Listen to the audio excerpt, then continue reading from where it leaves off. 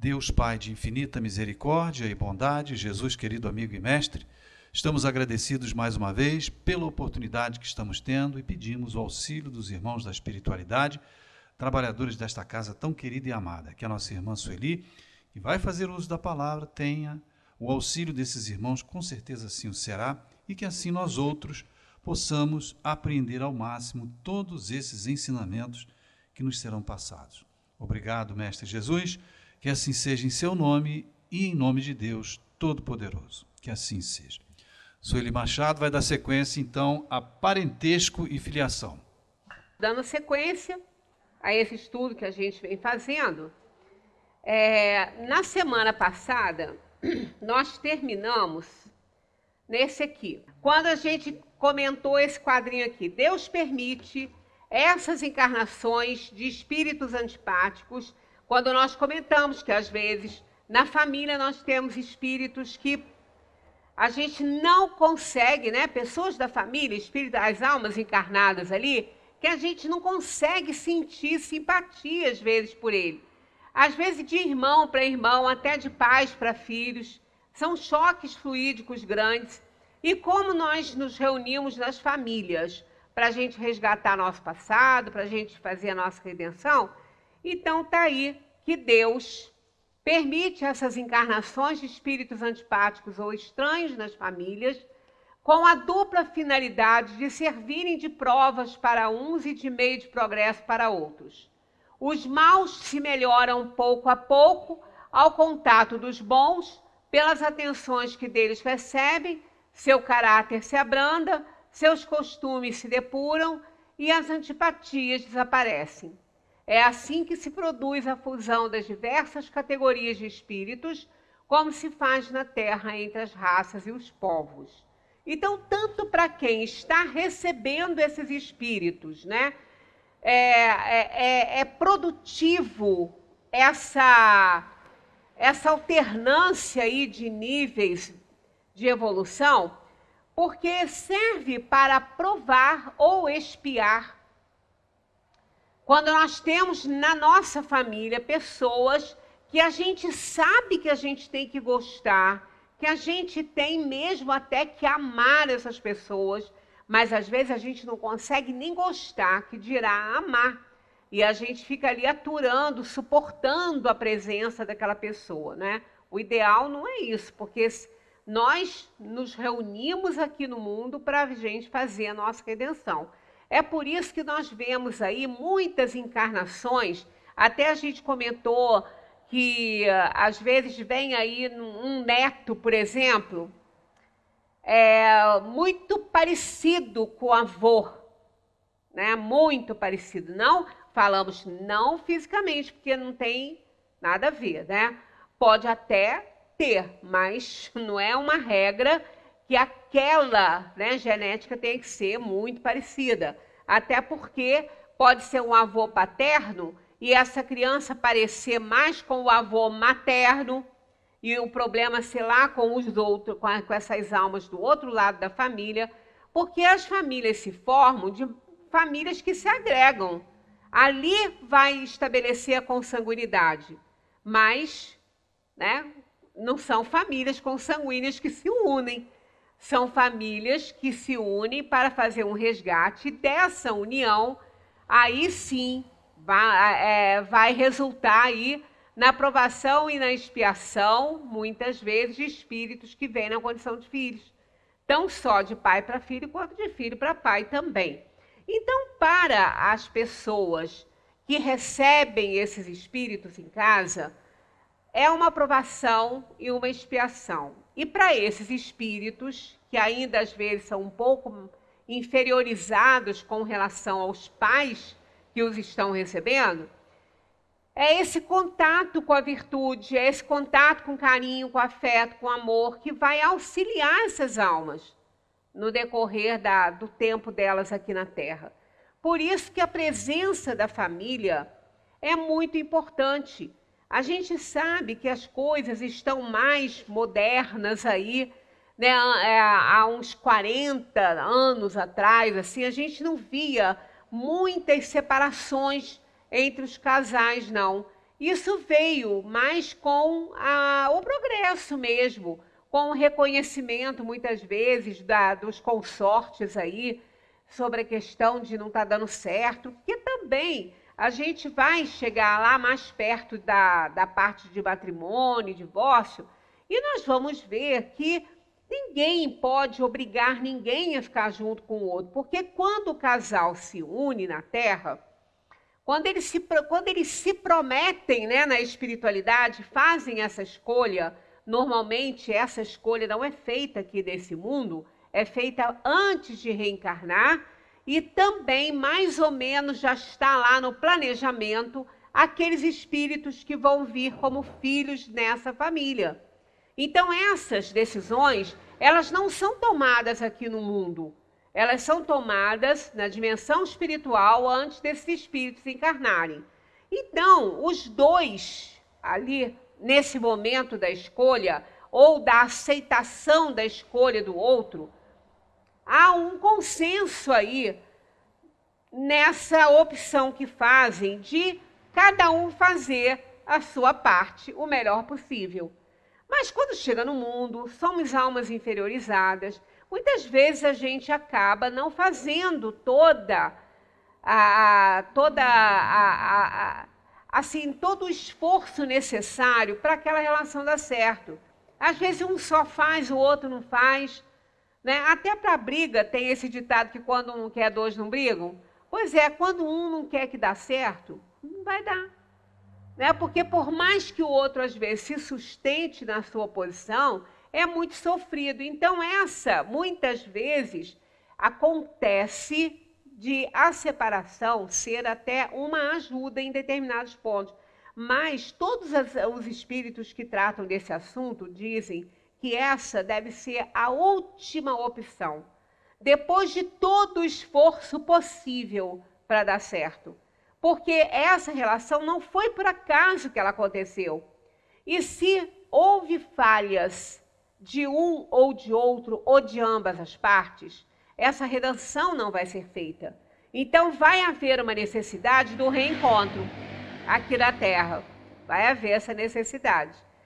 Por isso é que a gente tem que fazer o melhor possível. Às vezes vem um avô, o avô desencarnou já, e depois, né,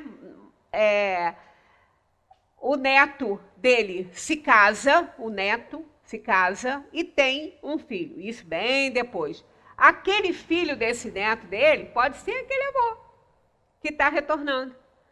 Né? Aí, muitas vezes, foi uma relação difícil entre os dois, aí vem na condição de filho para poder, né? Porque como os espíritos também já falaram, que a última apelação da dimensão espiritual para desfazer mágoas, ódios de vidas passadas é vir como numa relação de pai e filho, mãe e filho. Porque é uma relação muito íntima, o amor existindo, ele é incondicional e dá uma chance muito grande a ambas as almas de operar essa redenção. Então, nessas situações, a gente vai vendo que não é nada por acaso, nada acontece por acaso na vida dos espíritos encarnados, das almas. Não acontece nada por acaso. Porque o acaso não existe, né? Porque o acaso é não ter causa. Né? Quando a gente fala de acaso, um fato que foi casual, ele não teve uma causa. Foi por acaso que aquilo ali aconteceu.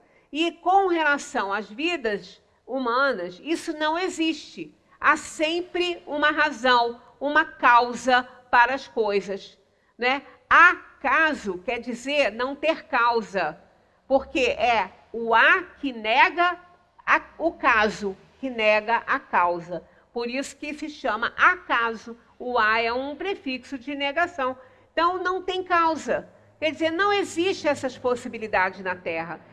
Todas as pessoas que estão sofrendo, que estão passando por problemas, existe uma causa. Isso não é acaso. Tem uma causa para que essas almas estejam resgatando alguma coisa do passado. Então, serve para as almas que estão até mais evoluídas, como provações expiação, quando é expiação, há um sofrimento envolvido nisso aí. E quando é provação, não tem sofrimento envolvido. É apenas uma escolha que a alma fez para que ela possa progredir mais rápido. Então, toda expiação é uma prova, mas nem toda prova é uma expiação. Porque a expiação sempre traz sofrimento. A prova não traz sofrimento.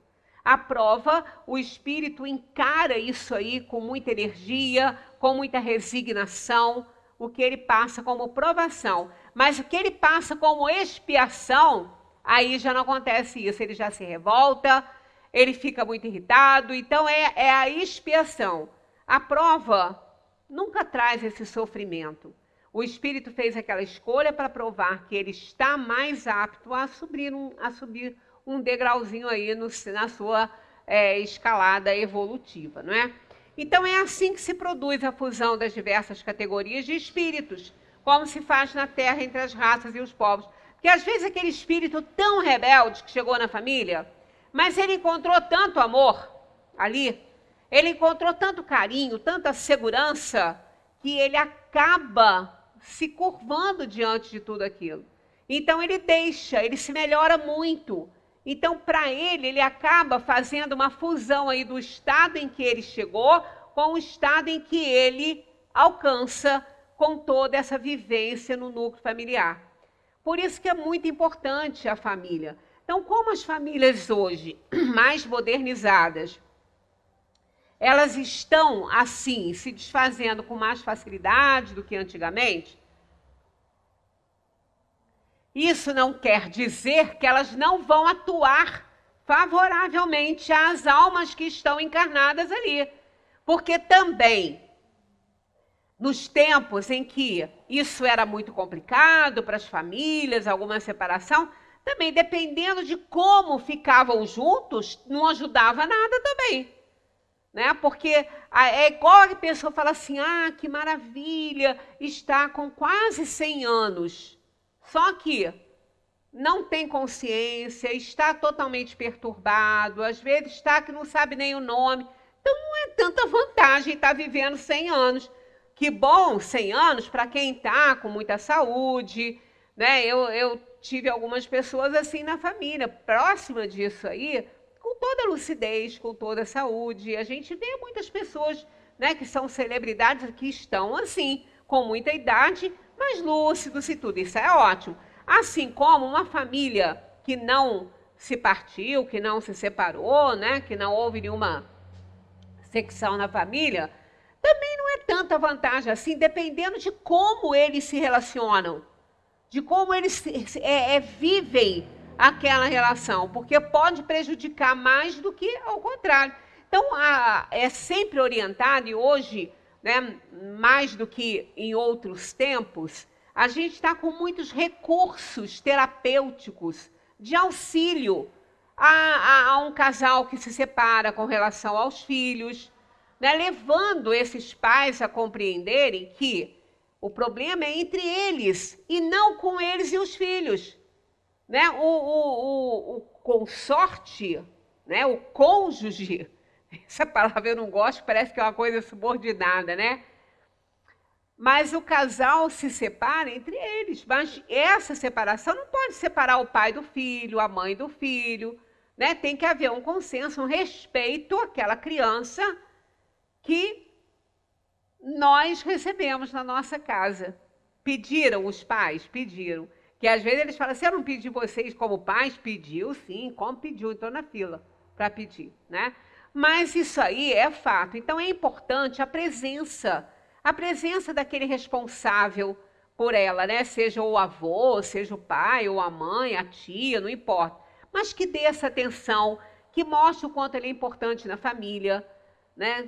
Mesmo que ele não seja aí o ideal, né, de bondade, porque muitas vezes tem alguns adolescentes que dão muito trabalho.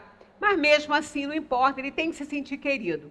Ele tem que se sentir amado no núcleo familiar, para que ele possa ter chance de reavaliar os valores dele, aqueles que ele trouxe de outras vidas, aqueles que ele adquiriu aqui no mundo, e aqueles que são oferecidos pela família.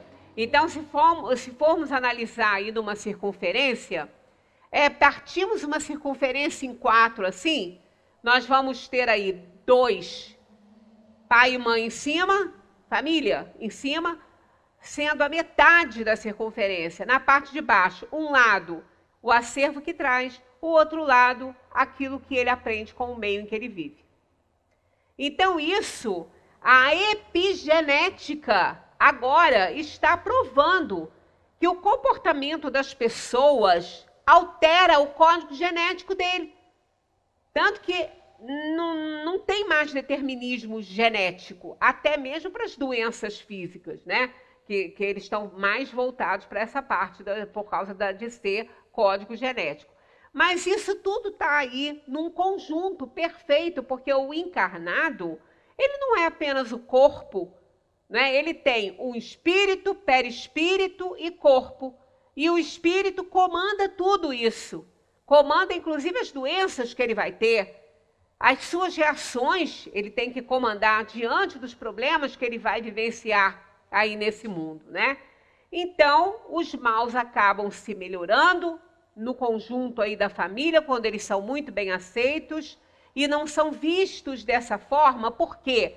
Porque ninguém é mau. Ninguém é mau.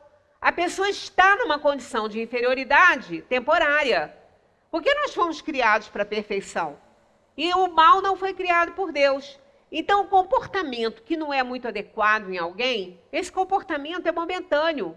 Isso vai mudar. Por isso que, às vezes, as pessoas falam assim, né? Até mesmo com questão dentro da doutrina espírita, porque nós não temos liderança, né, espírita, a gente não tem. Como tem a igreja evangélica, tem o pastor, na igreja católica, tem o padre. O espiritismo não é uma religião instituída. Então, não tem isso.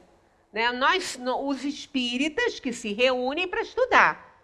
Aí, alguns, né, que têm, às vezes, alguma tendência para oratória, ele vai e faz a palestra e vai estudando junto, né? Outros vão para a mediunidade. Então, são que se reúnem para fazer o estudo. E aí, a gente, às vezes, que já conviveu com essa pessoa em determinada fase da vida dela, aí chega numa instituição, vê a pessoa lá fazendo uma palestra, aí ela fala assim, eu não volto mais lá não, eu conheço a pessoa que está lá fazendo palestra, conheço. Não vou ouvir nada que vai falar, sei muito bem o que faz. Não sabe mais o que faz, você sabe o que fez. Mas as pessoas mudam quando elas querem, as pessoas evoluem, as pessoas reavaliam valores. Então, não julguem dessa maneira, porque aquela pessoa que pode ter sido uma pessoa extremamente inferiorizada e ter feito coisas que não foram dignas, ela pode ter reconhecido isso e ter feito a sua redenção e se melhorou. E o objetivo é esse, né? Então, a gente nunca pode falar que a pessoa é ruim. Ela não é ruim, ela está tendo condutas ruins. Porque as pessoas não estão em julgamento. Por isso que Jesus muitas vezes falava, não julgueis para não serdes julgados. Né? O julgamento é inevitável, porque ele faz parte da consideração que fazemos ao presenciarmos alguma coisa, algum fato. Mas o que nós não podemos é condenar a pessoa, porque assim nós estamos julgando a pessoa. E não é ela que está em julgamento, é o que ela faz.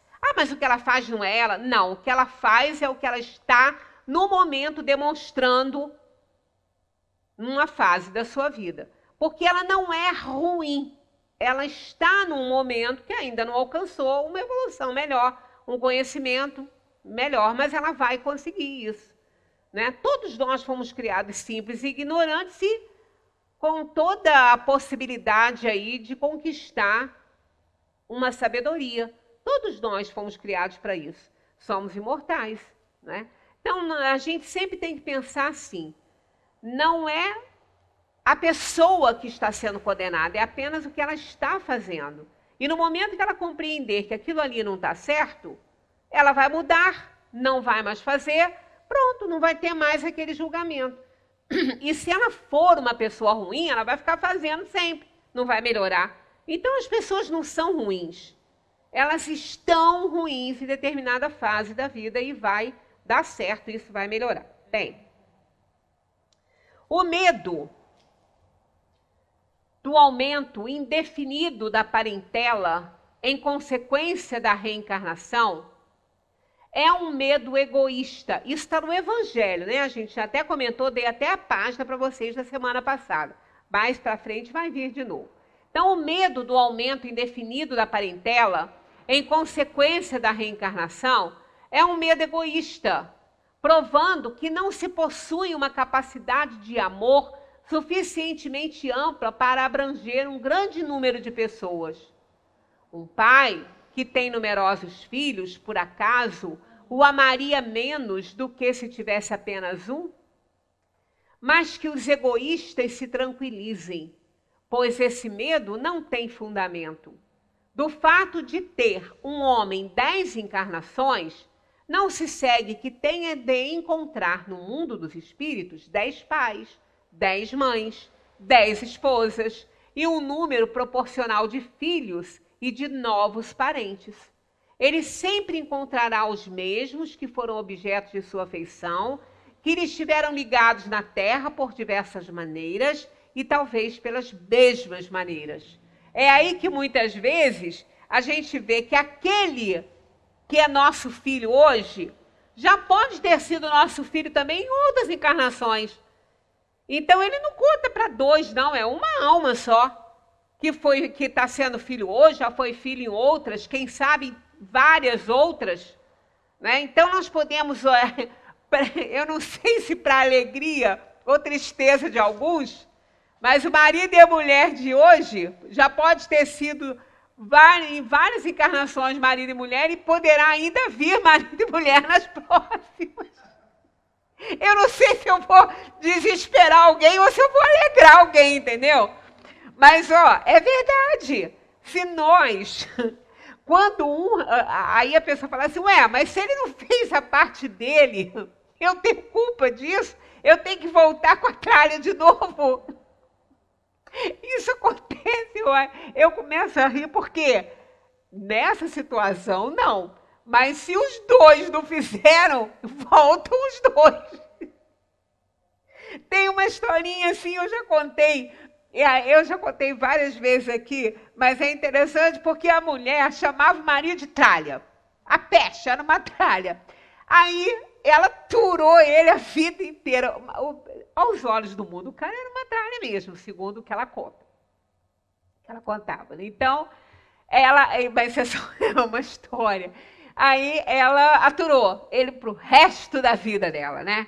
Ficou ali firme no posto dela de esposa, de mãe, de mulher, de companheira, de tudo, da tal tralha.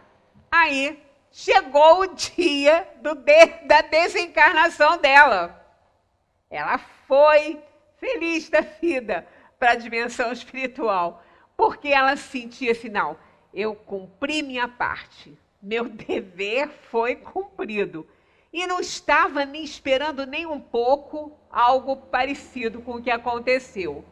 Ela chegou muito feliz, ela mesma contando as coisas que tinha feito, como ela aturou, como ela respeitou ele até o fim e tal. Aí os espíritos que estavam lá auxiliando ela aí nas escolhas para as próximas encarnações, né? Aí eles falaram, não, realmente a senhora foi muito bem, a senhora aturou mesmo, a senhora fez tudo que pôde, ele não correspondeu, a senhora fez tudo que pôde. Por isso, a senhora vai ter um prêmio.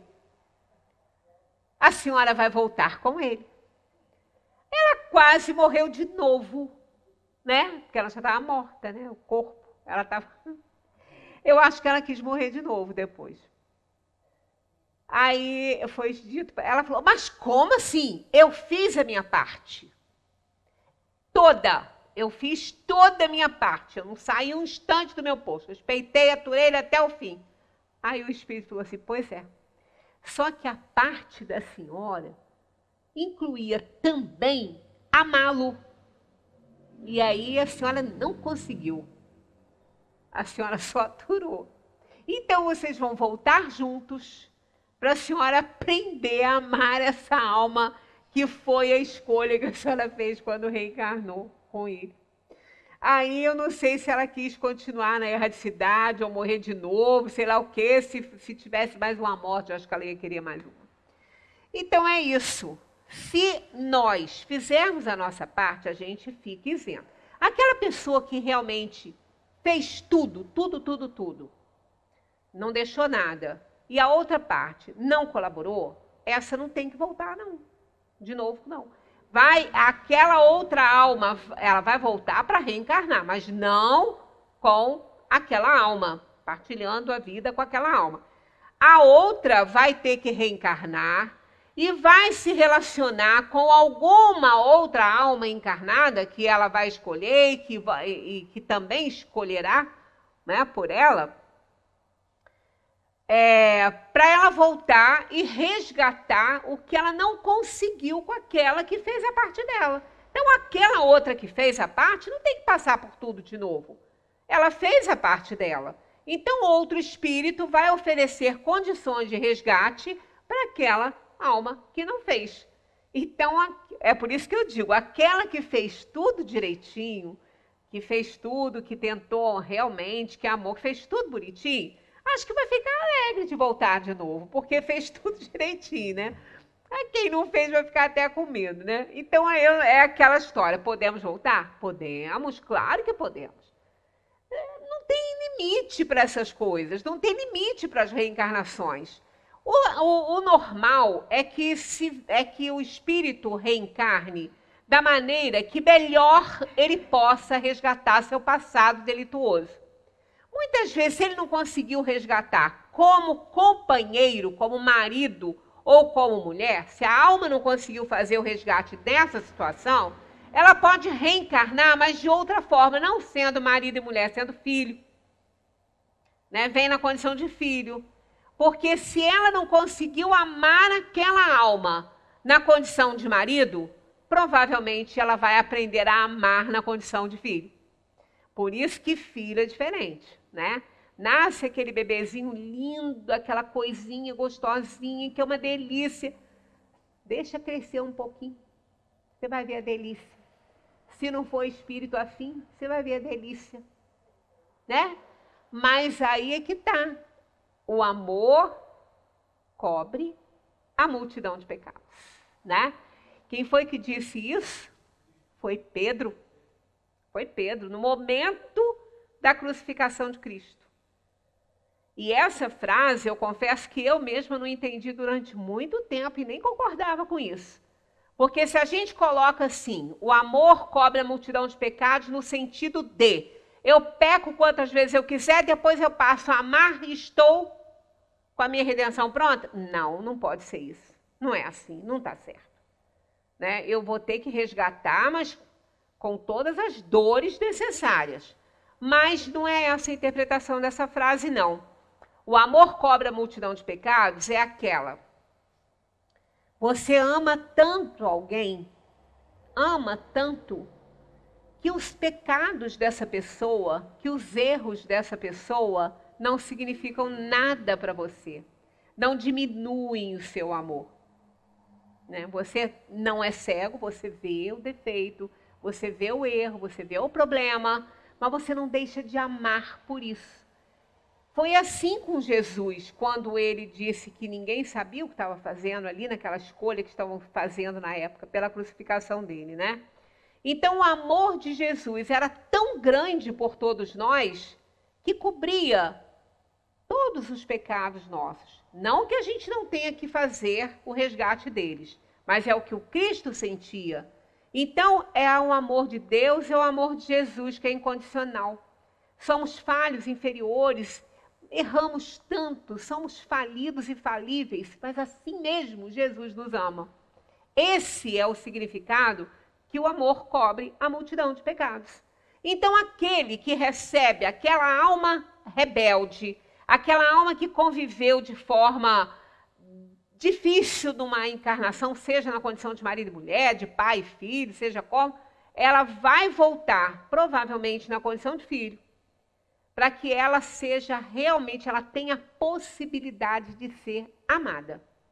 Porque se volta numa outra situação, pode se repetir, né, tudo de novo. Porque é aquela história, todas as vezes que a gente tem uma repetição muito grande de situações e de fatos na nossa vida, é porque a gente ainda não aprendeu aquilo ali, né? Então precisa, é igual aluno no colégio. Se ele não conseguiu passar de ano, se ele não conseguiu tirar uma nota boa na prova, fica sendo repetido aquele assunto para ele, aquela matéria para ele, até ele aprender. Né? Então, quando as coisas ficam se repetindo muitas vezes, é porque a gente não aprendeu nada, então a gente tem que aprender.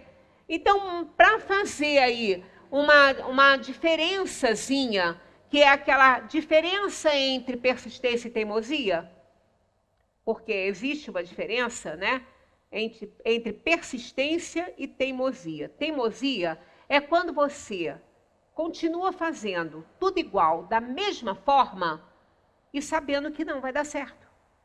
Não vai dar certo. Você já sabe que aquilo ali não dá certo, você vai lá e faz de novo, nunca vai dar certo. Então você monta uma estratégia para você mudar alguma coisa. Mudar a maneira de tratar, a maneira de fazer, mudar alguma coisa. É igual bolo, né? Você tem uma receita de bolo, ela não dá certo. Sola, o tempo todo ela sola. Aí quando você tira o bolo do forno, tá aquela coisa dura, ou então parece pudim, né? Parece um bolo, aquela coisa socada no fundo da forma. Aí amanhã você vai lá, você pega aquela receita, faz de novo. Na mesma forma, com a mesma receita, com a mesma temperatura de forno, com tudo igual. Vai solar de novo. Aí depois você vai lá e faz de novo. Não, eu tenho que acertar. Uma hora eu acerto. Não vai acertar não, amigo. Não vai não. Se você não procurar o problema que está existindo na sua receita, não vai dar certo não. Você vai solar todas elas. Vê lá a temperatura do forno, vê se não tem um buraquinho entrando ar no forno, vê se não tem açúcar demais, açúcar pesa muito, vai para o fundo. Nunca se pode colocar, né, mais açúcar do que farinha no bolo, porque ele vai solar.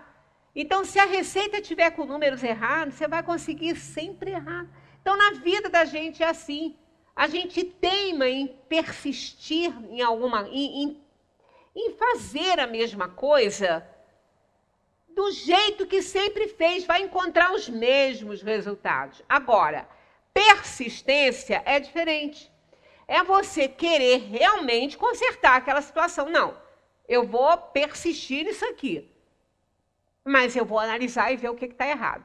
Vou dar uma olhada melhor nessa receita, levar para quem entende melhor disso, levar para uma boleira, analisar, vê aí, amiga, o que tem errado nessa receita. Ela vai descobrir. Ela vai descobrir, vou falar, fulano, diminui essa quantidade de açúcar, açúcar demais sola bolo. Diminui essa quantidade aí, né? E vê, aí persiste em acertar, tá certo? Você vai lá, faz a modificação e vê. Não deu certo? Então tem que fazer mais alguma modificação. Então faz. Então isso é a diferença entre persistência e teimosia. Então por isso que a espiritualidade não fica colocando na encarnação a pessoa no mesmo posto, na mesma coisa, porque aquelas almas se chocam. Elas não estão se dando, então não adianta vir junto de novo, daquela forma. Não adianta, porque vai dar erro de novo. Então ela tem que mudar a estratégia. Não deu certo como marido e mulher? Mãe e filho, então. Aí vai dar. Aí vai dar certo. Provavelmente vai, porque isso aí, um dia tem que dar certo. E vai fazendo a dança das cadeiras aí. Né? E até que acerte, até que aquela alma se sinta amada e a redenção. Aí quando chega na espiritualidade, é uma bênção. Olha só. Ele sempre encontrará os mesmos que foram objetos de sua afeição, que lhe estiveram ligados na terra por diversas maneiras. Que maneiras são essas? Ou como pai e filho, como irmãos, né? Como tio e sobrinho, de alguma forma, né? E talvez pelas mesmas maneiras, vindo até na mesma condição quando as almas que nos auxiliam na escolha das provas analisam a situação e veem que há futuro para aquela relação daquela maneira. Aí, enfim, aí às vezes dá certo, né? Às vezes dá certo. Almas que não conseguiram, que se gostam, mas não conseguiram sublimar os sentimentos a ponto de transformar aquela paixão num amor bom, num amor bem elevado, eles podem voltar juntos, porque eles não se odeiam, eles só não sublimaram os sentimentos. Aí vem, muitas vezes, numa condição assim, o início é quase sempre paixão, né? Porque não é amor, amor é uma convivência, é aceitação, é resignação, é renúncia, é tanta coisa, né? Amor. Aí vem aquelas almas, né? Se unem aqui, apaixonadas, se unem, e a paixão é forçada, muitas vezes, a se sublimar num sentimento muito mais elevado, quando muitas vezes um adoece de forma que não é fatal, mas que aquilo ali vai ser uma doença prolongada e o outro vai ter que tratar, né, dela ou dele. Então, isso são estratégias escolhidas pelos próprios espíritos, com a ajuda da dimensão espiritual, para que esses erros e esses enganos sejam reparados nas relações do mundo. Por isso que as almas reencarnam com o objetivo de evolução. Vejamos agora as consequências da doutrina antirreencarnacionista. Que a gente viu que a reencarnação não rompe laços de família, ela amplia por causa disso. Aquele que foi nosso filho hoje vai ser nosso companheiro, vai ser nosso pai. Ó, não importa, isso aí é assim, é a dança mesmo aí das posições para dar condições às almas de se elevarem cada vez mais, de se aperfeiçoarem. Então, ela não rompe, porque essas almas estão sempre entrelaçadas, enquanto não houver a redenção. Havendo a redenção, aí não precisa mais vir no mesmo palco ali da casa, né? Da família. Porque elas já se gostam, é aquilo que a gente falou. Às vezes a gente conhece uma pessoa em algum lugar e tem uma amizade tão grande, tem um amor fraternal tão grande por aquela pessoa, que a gente fica sabendo, gente, parece que eu conheço há muito tempo, né? E às vezes, como eu falei até do sonho, sonha com a pessoa, sonha com uma pessoa, né? Uma alma encarnada aí, que até conhece de vista. E ele fica se perguntando, mas que intimidade eu estava com aquela pessoa? Eu nem conheço, nem nunca conversei com ela. Pois é, com esta personalidade agora não. Mas em outras vidas podem ser almas que se amam, que já sublimaram sentimentos e cada uma está num posto diferente, tentando fazer a mesma coisa em outro núcleo familiar. Então é assim que as coisas acontecem. Por isso que ela amplia laços de família e não rompe. Então, olha só, vejamos agora as consequências da doutrina antirreencarnacionista. Essa doutrina exclui necessariamente a pré-existência da alma. Claro, se você não é reencarnado, a sua alma não teve pré-existência. Ela foi criada na hora que você nasceu, né? Porque a negação da reencarnação é a negação da pré-existência da alma. Se a alma não existia antes, não tem reencarnação. A reencarnação é a alma retornando ao plano físico, né? E as almas sendo criadas ao mesmo tempo que os corpos, não existe entre elas nenhuma ligação anterior. Nenhuma. Se a alma for criada na hora que o corpo é criado, que ligação tem? E que ligação vai ter depois, se ela não pré-existe? Nada. Então ela rompe totalmente laços de família. Totalmente. A unicidade de existência rompeu. Morreu, acabou. Rompeu o laço de família. Não tem. Não tem mais relacionamento nenhum, porque não há retorno da alma, né?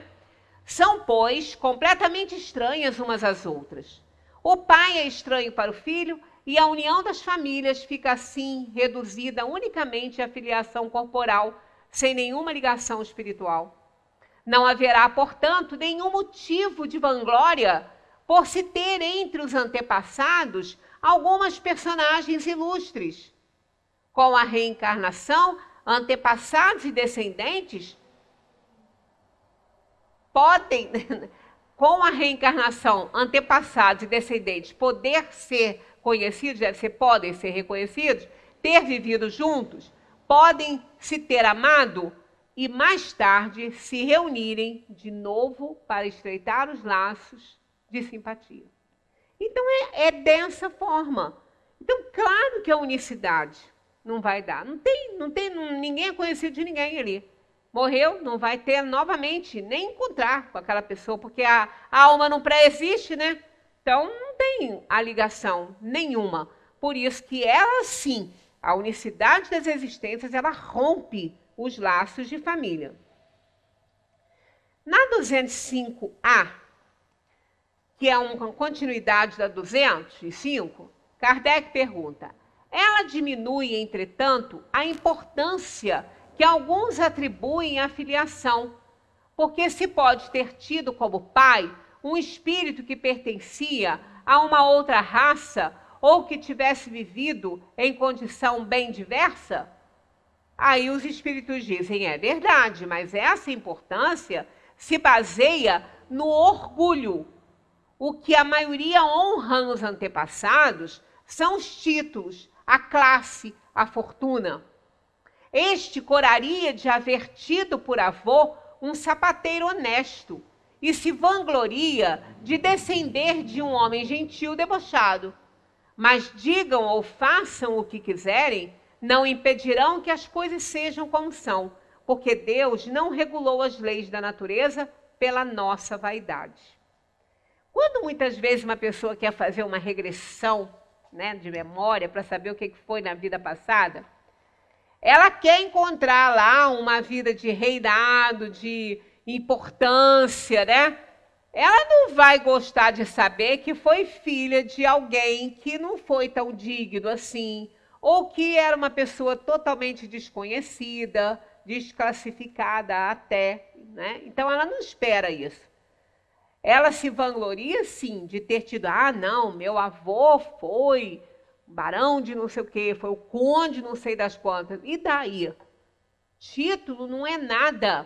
Tem uma passagem no Evangelho, que é a rainha de França, que ela era rainha aqui da Terra, e quando ela chegou da dimensão espiritual, ela estava muito longe desse título. Ela estava muito abaixo até das suas servas. Então a gente vê que título não vale nada.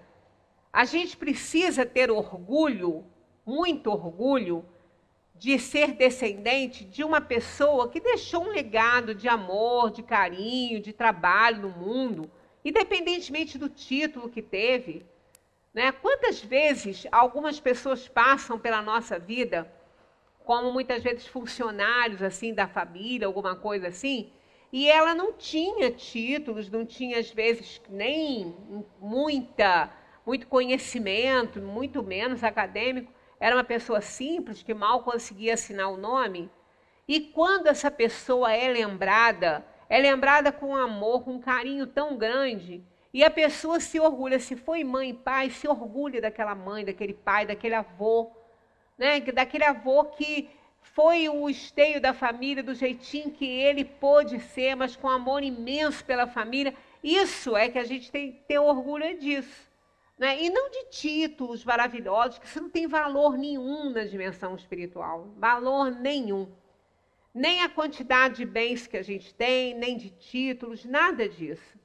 Né? Claro que pode associar, não, eu sou descendente do rei tal, que foi uma bênção na vida, que teve um reinado maravilhoso, que bom. Mas o orgulho maior não é por ele ter sido rei, é por ele ter sido bom, por ele ter sido uma pessoa que fez a parte dele, que ajudou, que usou o poder que tinha para fazer o bem. Então, é disso que a gente tem que se orgulhar, né? E se a gente tivesse unicidade de existência, isso também não ia acontecer, né? A gente não ia ter nem bisavô aí para a gente poder se orientar e se orgulhar. Isso no tocante ao passado. Quanto ao futuro, segundo os dogmas fundamentais que decorrem do princípio antirreencarnacionista, a sorte das almas está irrevogavelmente fixada após uma única existência. Né? Na unicidade, ela está revogada só uma existência. Essa fixação definitiva da sorte implica a negação de todo o progresso, pois se há algum progresso, não pode haver fixação definitiva da sorte. Segundo tenham elas, bem ou mal vivido, vão imediatamente para a morada dos bem-aventurados ou para o inferno eterno. Ficam assim imediatamente separadas para sempre. Já pensaram nisso? Elas vão ou para o céu ou para o inferno. Que tem que elas vão se encontrar? Coisíssima nenhuma, porque uma está no céu e a outra está no inferno. Né? Então não vão se encontrar nunca. Ficam, então, imediatamente separadas para sempre, sem esperança de jamais se reunirem, de tal maneira que pais, mães, filhos, maridos e esposas, irmãos e amigos não têm nunca certeza de se reverem. É a mais absoluta ruptura dos laços de família. E vejam se isso não seria o maior castigo para uma mãe. Se o filho não teve a elevação suficiente para ir para o céu, ela o ama incondicionalmente. Aí ela que foi muito boa, uma santa, ela vai para o céu. E aquele filho que ela ama vai para o inferno. E é prêmio ela ir para o céu? Não pode ser. Ela vai abdicar desse prêmio e vai ficar com o filho no inferno. Né? Então, é por isso que a gente tem que raciocinar e pisar essas coisas. Não existe isso. Existe o progresso das almas. Existem as almas aprendendo com o amor, com o afeto, com aquela solidariedade, caridade de todos. Porque todos vão para o céu. Porque o que é o céu? Paz de consciência. Todas as pessoas que não são más, mas estão numa condição ruim atualmente, de inferioridade, elas vão crescer, elas vão evoluir e elas vão ficar em paz com a sua consciência, porque elas vão aprender a fazer o certo. E o que é o céu é exatamente a consciência tranquila de um dever cumprido dentro da lei divina. Isso é o céu. É a paz de consciência. E todos vão alcançar isso. Todos nós. Não existe ninguém que não vá alcançar isso. Então não tem inferno. O inferno é o estado de espírito com remorsos, com arrependimentos, com maldades, com sentimentos de vingança, de raiva. Isso é o inferno. Alguém que tenha esses sentimentos consegue dormir em paz? Não consegue fazer nada em paz, porque ela odeia, porque ela quer se vingar, porque ela não gosta, porque ela tem raiva. Ela não está no céu, ela não consegue alcançar um nível de paz para ela. Nem dormindo ela consegue.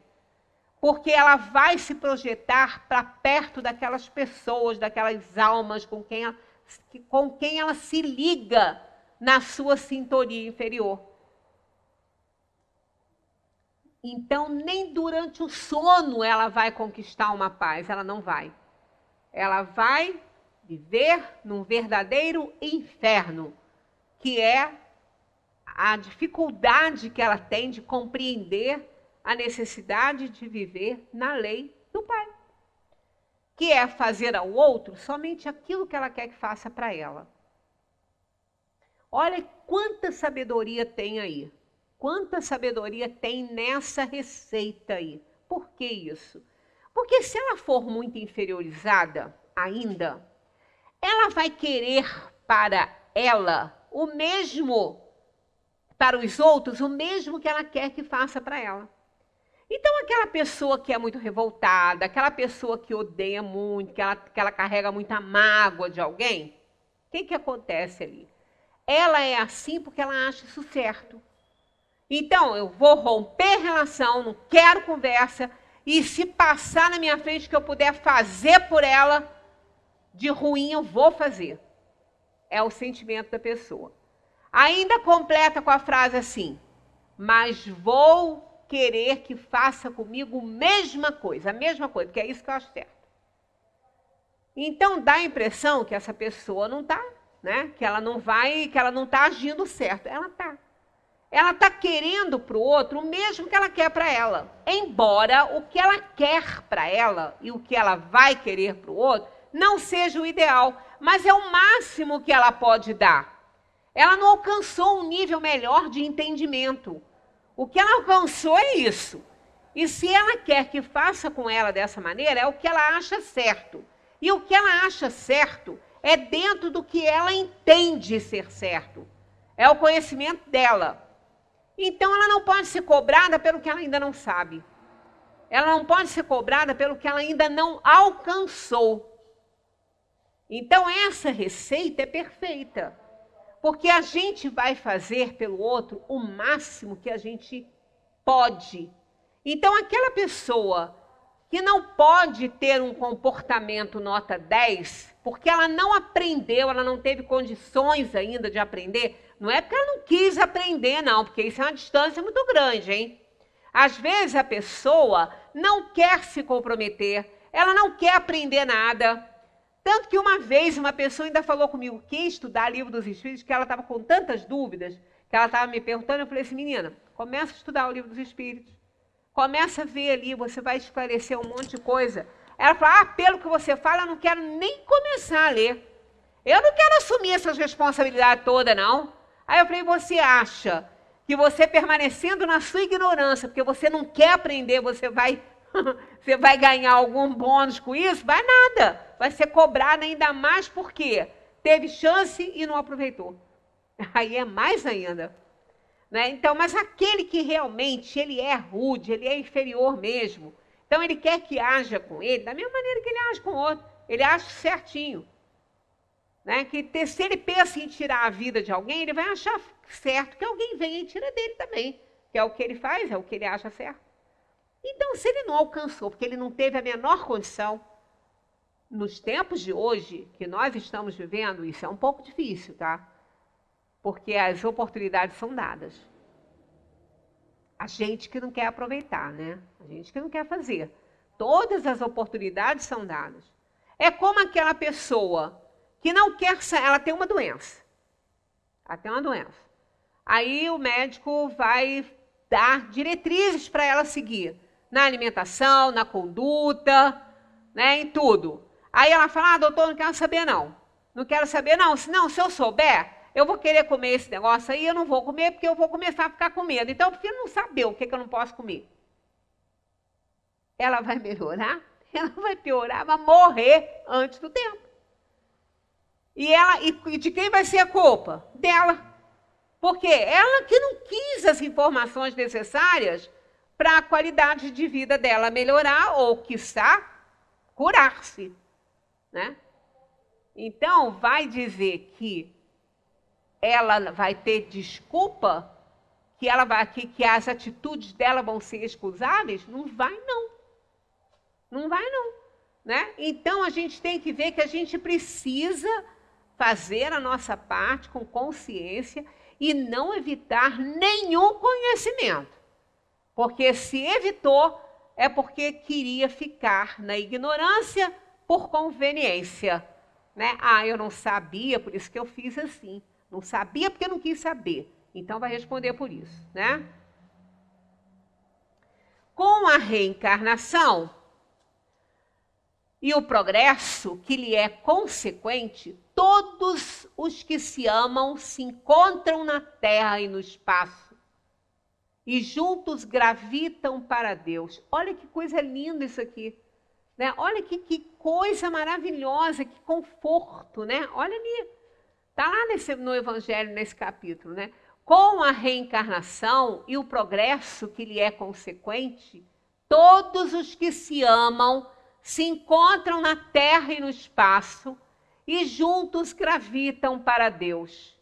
Se há os que fracassam no caminho, retardam o seu adiantamento e a sua felicidade. Mas nem por isso as esperanças estão perdidas.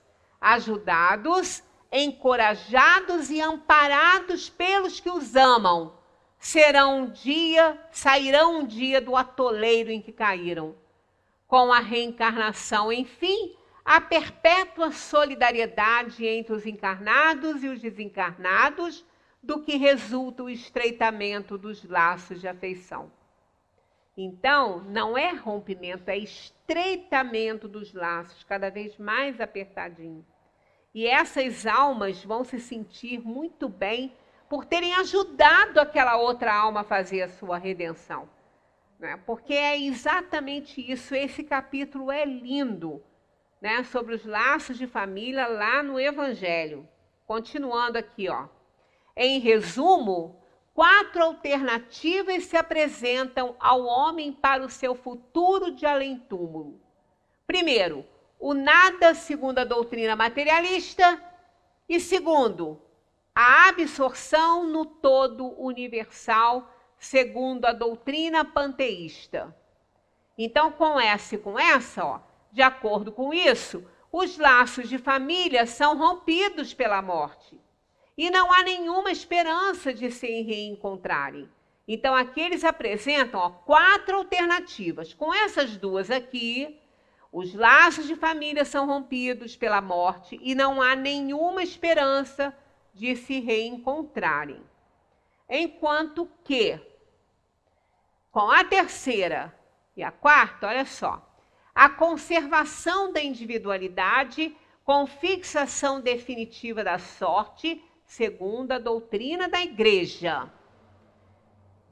O que quer dizer isso aí? Essa terceira, ó, há possibilidade de se reverem, contanto que estejam no mesmo meio, podendo esse meio ser o inferno ou o paraíso. Foi o que eu falei. A mãe que for para o paraíso, ela vai voltar para o inferno se o filho dela não for para lá também. E se ele não tiver condição de ir, como é que fica a situação? Ela vai abdicar do paraíso, né? A quarta, olha só, a conservação da individualidade com o progresso infinito segundo a doutrina espírita. Com a quarta, com a pluralidade das existências, que é inseparável do progresso gradual, existe a certeza da continuidade das relações entre os que se amam. E é isso o que constitui a verdadeira família. Então, na primeira e na segunda, perde a individualidade. Na terceira, continua com ela, mas só vão se encontrar aqueles que estão no mesmo nível de evolução. Quem não está, não se encontra mais. Isso não é prêmio para quem se esforçou, né? Então, esta aqui é a sensata, é aquela que a doutrina espírita apresenta. Deixa eu ver quantos tem aqui ainda. Tem pouquinho, dá tempo da gente ler esse finalzinho aí. Olha só. 206. Desde que não há filiação entre os espíritos dos descendentes de uma mesma família, o culto dos antepassados seria uma coisa ridícula, né? Porque já que não há, né, filiação, não é meu pai, eu vou chegar lá, não vou encontrar mais como pai ou como avô, o que adianta eu me orgulhar disso, né? Mas olha o que eles dizem. Seguramente não, porque devemos sentir-nos felizes de pertencer a uma família na qual se encarnam espíritos elevados. Embora os espíritos não procedam uns dos outros, não tem menos afeição pelos que estão ligados a eles por laços de família, porque os espíritos são frequentemente atraídos a esta ou aquela família por causa de simpatias ou ligações anteriores. Eu, por exemplo, tenho o maior orgulho de ser tetraneta da Hortência Gripe, porque é ela que trouxe o espiritismo para a nossa região. As obras ainda eram estudadas em francês. Então, eu tenho um orgulho enorme de fazer parte dessa família, né? De saber que a minha tetravó trouxe o espiritismo para essa cidade. Posso ter estado encarnada lá no núcleo dela, direto familiar? Posso. Mas no momento eu sou apenas a tetraneta que se orgulha dessa avó. Então é uma bênção, né? Saber que eu estou numa família e estou, assim, fazendo jus ao orgulho que eu sinto por ela, por estar no métier que ela trouxe para nós, né? Por estar dando continuidade, valor ao que ela fez. Então, independentemente, né, da gente ser, né, só apenas um descendente aí, mas os ascendentes, quando eles realmente se fizeram assim, ter orgulho por eles, é o que a gente realmente, é uma forma da gente reverenciar, é dar continuidade àquele trabalho que tanto eles fizeram, que nos orgulha, né?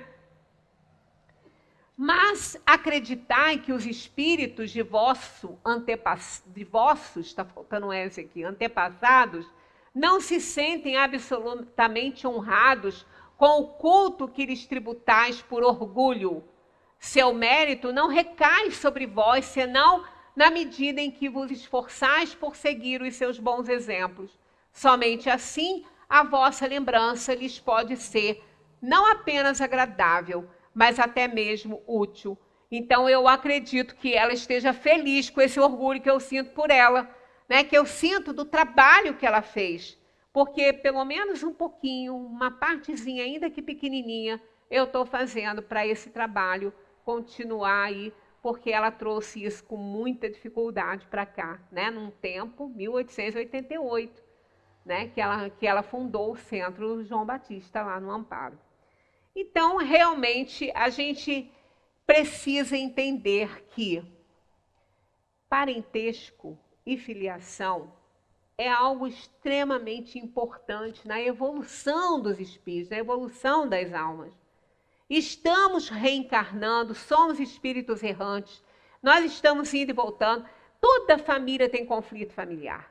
Não tem aquela que não tem. Tem gente que gosta muito, né, de estar sempre junto, com a família sempre junto. Aí tem gente que fala assim, queria morar num lugar assim, onde fosse uma vila, onde não pudesse ter toda a minha família ali em volta. Então bota um posto policial lá na porta, porque dá briga. Porque essa é a realidade. As famílias se unem na Terra para fazer redenção. Então são espíritos, afetos e desafetos, amigos e inimigos, estão todos ali nos mesmos laços consanguíneos, para que aquela força da sobrevivência ali, não é nem dos laços consanguíneos, não, é da sobrevivência, que normalmente são mais próximos, né? Estão ali. O que não quer dizer que aquele que foi lá para o outro continente, que foi adotado quando nasceu, o laço consanguíneo não vai dar nenhuma ligação com a família dele aqui, né? É a convivência que dá. E normalmente os laços consanguíneos oferecem também a oportunidade da convivência. Aí é que a gente tem que se cuidar, porque cada um tem que aparar as suas arestas. Cada um tem que saber a atitude que vai tomar junto com o seu familiar e ter sempre a distância de segurança. Para encerrar, só para lembrar uma historinha aqui dos porcos espinhos no gelo. Eles morriam muito gelados, né? Porque eles congelavam e eles morriam. Então eles achavam que se eles ficassem juntos, que eles iam sentir menos frio. E assim eles foram se juntando para se aquecerem. Só que os espinhos de um feria o outro e vice-versa. E eles não estavam encontrando solução. Ou se afastavam e morriam gelados, ou se juntavam muito e se feriam com os espinhos uns dos outros. Então, como em tudo, o meio termo que é importante, o meio que prevalece, porque os extremos não levam a nada, eles encontraram a distância de segurança. Ficavam próximos, mas não tão próximos para que não espetassem os outros, né? e aqueciam-se, mas não feriam os outros, e conseguiram com isso a sobrevivência da raça deles, né? Então é isso que a gente tem que fazer, ter a distância de segurança, estar próximo, mas sem ferir aquele companheiro de jornada familiar, seja ele pai, mãe, companheiro, filho, esteja o que for, né? Muita paz para todos, que a gente continue estudando a doutrina espírita, porque quando vocês estão vendo, vale a pena.